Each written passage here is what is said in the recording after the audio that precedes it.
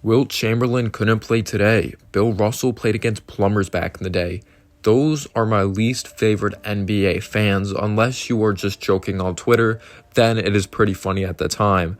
But I'm going to try to be as respectful as possible when it comes to rebutting those types of fans out there in the world, and I feel like this is a pretty good explanation.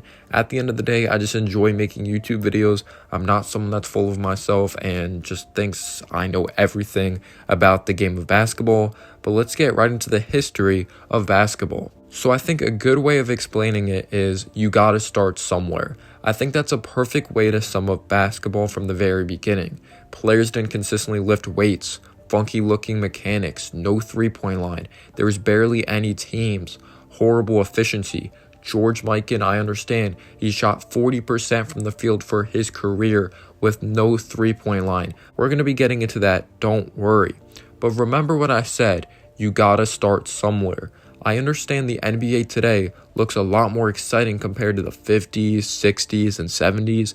The creative, high-flying dunks, deep threes, high-scoring games, having a three-point line in general, wild crossovers, a lot more finesse to the game.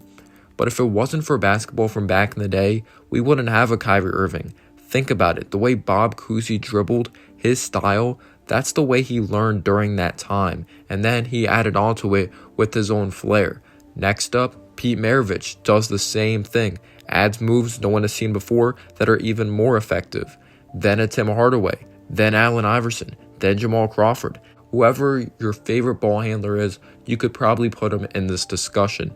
Then, of course, Kyrie Irving, who you could say is the best ball handler of all time. You could put a Stephen Curry up there as well. There's so many great ball handlers that just absolutely have the ball on a string.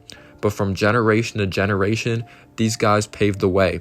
And the following player added onto it to make it even more impactful and effective in game action. Yes, you could say it was very silly back in the day, but that's how they started off dribbling the basketball. If Jerry West grew up playing the game today, like a Stephen Curry, he would have a different style of play because guys nowadays are taught to play the game in a different way, and it's just a totally different generation. But yes, they make it even more impactful and effective in game action from generation to generation, just learning and adding more onto it to make it more effective. You shouldn't be knocked for how the game was played during your time, what era you're from, and how you were taught. Joel Embiid, for example, who does he model his game after? Hakeem Olajuwon. Would we have Joel Embiid if it wasn't for Hakeem Olajuwon? The dream shake, he uses identical post moves that are still effective till this day. Kevin McHale had a move called the up and under that players still use to this day as well. McHale would get the ball and spin one way or the other and fake like he was going to shoot the ball.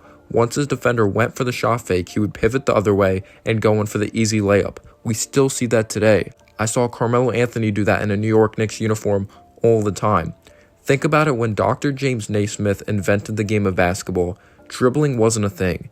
If you thought it was going to look smooth and natural from the very beginning, you were very mistaken. You were on something as well, but we're not going to get into that. That goes for every part of the game. Layups, jump shots, passes, the amount of passes you're supposed to make before you take a shot, the way you run the floor. Why can't we just appreciate basketball from all eras? Wilt Chamberlain running the floor like a gazelle, Bob Cousy weaving the ball through his legs and throwing a gorgeous no-look pass to a teammate who releases the kind of two-handed set shot, Kareem busting out the skyhook, Magic Johnson's no-look passes, the Dirk fadeaway, Kobe fadeaway, Jordan fadeaway, Manu's Euro step, Gervin's finger roll, Duncan's bang shot, AI's crossover, Hakeem Olajuwon's dream shake. There's so much that goes into the game of basketball when it comes to signature moves. There is going to be a brand new signature move in 5 years from now, in a couple years, or even a year, or freaking a game tomorrow. You never know. And to get into George Mikan shooting only 40% from the field for his career, I understand that is not good in today's standards at all. But you got to remember, George Mikan was a part of the early stage of basketball. Nothing was set in stone of how you should shoot a basketball, what's a so-called good shot, and what's a so-called bad shot. So before you judge these players from the past, remember what they gave us, and remember that it was the beginning, and that's how they grew up playing the game of basketball, and who paved the way for them. Just appreciate the history, appreciate all kinds of basketball from all different eras, if it's a ridiculous style of play that's still effective, or a fancy style of play in today's NBA. Let me know down below your thoughts and analysis. I appreciate your support, and as always, guys, have a humble day or night. Peace out, y'all.